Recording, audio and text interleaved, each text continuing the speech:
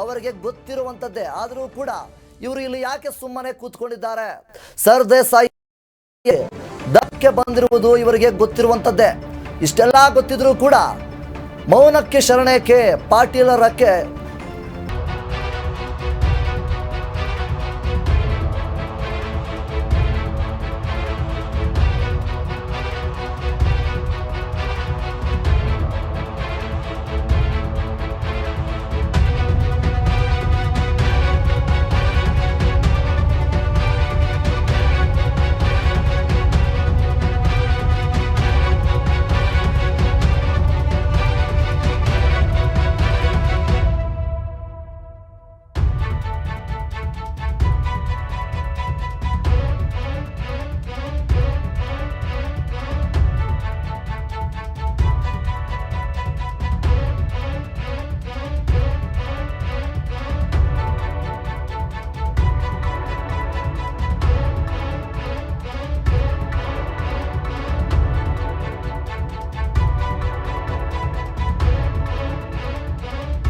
ಲಿಂಗಾಯತ ಸಮುದಾಯಕ್ಕೆ ಆಗ್ತಾ ಇರುವಂತಹ ಅನ್ಯಾಯದ ವಿರುದ್ಧವಾಗಿ ಇಲ್ಲಿ ಯಾರು ಕೂಡ ಧ್ವನಿಯನ್ನು ಎತ್ತುತ್ತಾ ಇಲ್ಲ.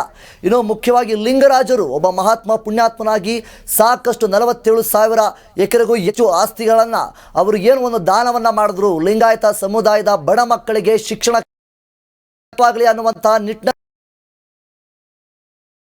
ಟ್ರಸ್ಟ್ನ ಅಧಿಕಾರಿಗಳು ಇದನ್ನ ದುರ್ಬಳಕೆಯನ್ನ ಮಾಡಿಕೊಂಡಿದ್ದಾರೆ ಅನ್ನುವಂತಹ ಸಾಕಷ್ಟು ಪ್ರಶ್ನೆಗಳು ಸಹ ಇಲ್ಲಿ ಮೂಡುತ್ತೆ.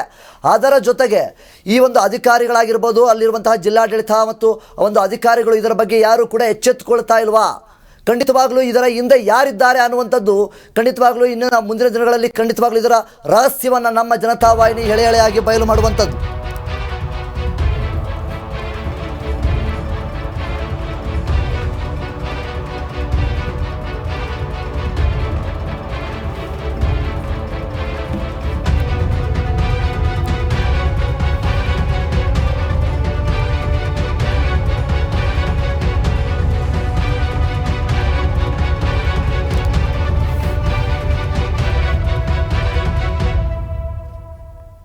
ಇನ್ನು ಇದೇ ವಿಚಾರಗಳ ಬಗ್ಗೆ ನಮ್ಮ ಜೊತೆ ಮಾತಾಡೋದಕ್ಕೆ ಪ್ರಕಾಶ್ ಆಚಾರ್ ವಕೀಲರು ನಮ್ಮ ಜೊತೆ ಇದ್ದಾರೆ. ನಮಸ್ಕಾರ ಸರ್. ಸರ್ ನಮಸ್ಕಾರ ಸರ್, ಈಗಾಗಲೇ ಶಿರಸಂಗಿಯಲ್ಲಿ ಈಗಾಗಲೇ 47,000 ಎಕರೆ ಆಸ್ತಿಯನ್ನು ನುಂಗಿ ನೀರು ಕುಡಿದಿದ್ದಾರೆ ಎನ್ನುವಂತಹ ಆರೋಪ ಈಗಾಗಲೇ ಏನು ಕೇಳಿ ಬಂದಿದೆ. ಇದ್ರ ಬಗ್ಗೆ ಏನು ನಿಮಗೆ ಗೊತ್ತಿರುವಂತಹ ಮಾಹಿತಿ ಏನಿದೆ ಸರ್? ಸರ್ ಮಾಹಿತಿ ಅಂತಂದ್ರೆ ಅದು ಇನಾಮ್ ರದ್ದತಿ ಕಾಯ್ದೆ ಕೆಳಗ ಅವರೆಲ್ಲ ಮಾಲಿಕಿ ಹಕ್ಕುಗಳು ರದ್ದಾಗಿದಾವ. ಹಾಂ ಸರ್. ಬಾಂಬೆ ಪರ್ಸನಲ್ ಇನಾಮ್ ಅಬಾಲಿಷನ್ ಆಕ್ಟ್ ಕೆಳಗ